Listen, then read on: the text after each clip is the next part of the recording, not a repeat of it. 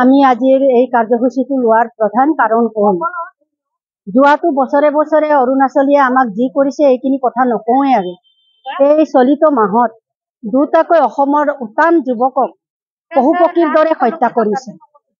সেই হত্যাই মানে অসম কঁপাই গৈছে। গতিকে আমি সংগঠনৰ মানুহ হিচাপে অৰুণাচলৰ প্ৰত্যেকটো গেট আমি বন্ধ কৰিবলৈ বাধ্য হৈছো।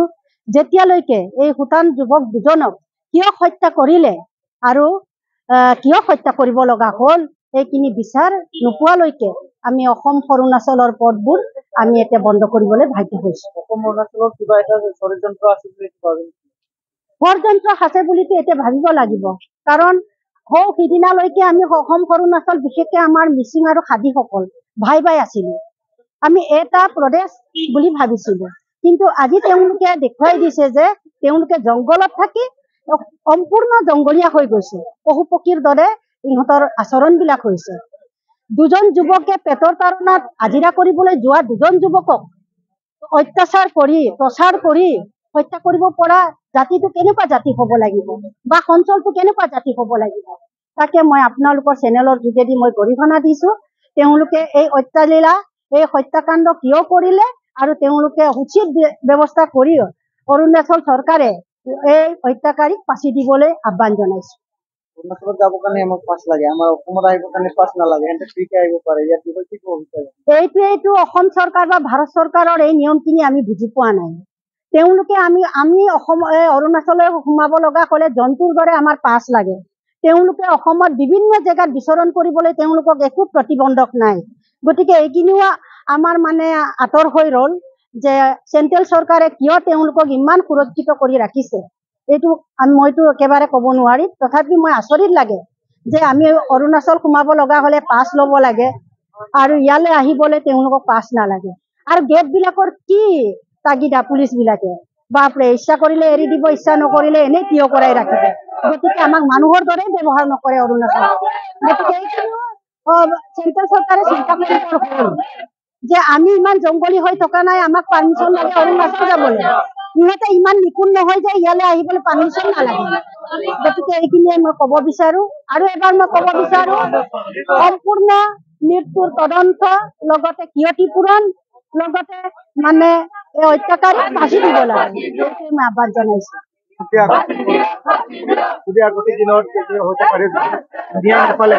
ন্যায় নাপালে কি কৰি যাব?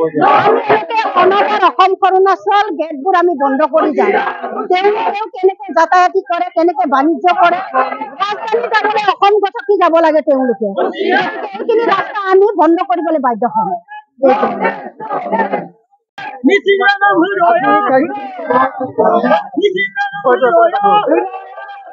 আজি অৰ্থনৈতিক কাৰ্যসূচীৰ জৰিয়তে আমি অৰুণাচল চৰকাৰক স্পষ্টকে দাবী জনাইছো আৰু আমি সকিয়নি প্ৰদান কৰিছো যে অতি শীঘ্ৰে প্ৰভাস দলে আৰু আমাৰ শংকৰ পেগুৰ হত্যাৰ ন্যায় লাগিব আৰু ফাষ্ট ট্ৰেকৰ আদালতৰ জৰিয়তে বিচাৰ কৰি সেই যি দুগৰাকী হত্যাকাৰী সেই দুগৰাকী হত্যাকাৰী শাস্তি প্ৰদান কৰিব লাগিব। আৰু যি দুগৰাকীক হত্যা কৰিলে সেই দুগৰাকীক হত্যা কৰা যুৱকৰ যি ক্ষতিপূৰণ সেই ক্ষতিপূৰণ আমি দাবী কৰিছো।